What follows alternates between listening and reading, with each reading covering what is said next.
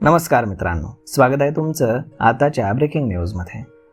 मित्रांनो, बोगस बियाण्यांमुळे पीक न उगवल्यास किंवा नैसर्गिक आपत्तीमुळे नुकसान होऊन दुबार पेरणीची वेळ आल्यास शेतकऱ्यांना स्वखर्चानं बियाणं खरेदी करावं लागणार नाही। अशा बाधित शेतकऱ्यांना जिल्हा नियोजन समितीच्या निधीतून मोफत बी बियाणं उपलब्ध करून दिलं जाईल। मुख्यमंत्री देवेंद्र फडणवीस यांनी हा निर्णय घेतल्याची माहिती महसूल मंत्री चंद्रशेखर बावनकुळे यांनी दिली।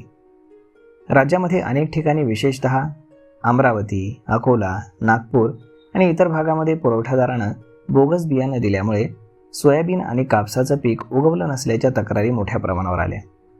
पीक पेरणीनंतर ते न उगवल्यास किंवा नैसर्गिक आपत्तीमुळे उद्ध्वस्त झाल्यास शेतकऱ्यांवरती दुबार पेरणीचं संकट कोसळतं। अशा परिस्थितीमध्ये शेतकऱ्यांना पुन्हा आर्थिक भुर्दंड पडू नये म्हणून राज्य सरकारनं मोफत बियाणं उपलब्ध करून देण्याचा निर्णय घेतल्याची माहिती बावनकुळे यांनी दिली।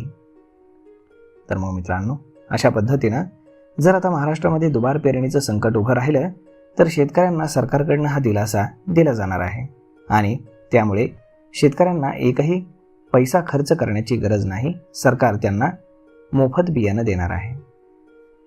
तर मग मित्रांनो, हा व्हिडिओ, ही माहिती तुम्हाला कशी वाटली हे तुम्ही आम्हाला कमेंट करून नक्कीच सांगा। आणि जर हा व्हिडिओ तुम्हाला आवडला असेल तर आपल्या जवळच्या मित्रमंडळींसोबत देखील हा व्हिडिओ तुम्ही शेअर करायला विसरू नका। धन्यवाद।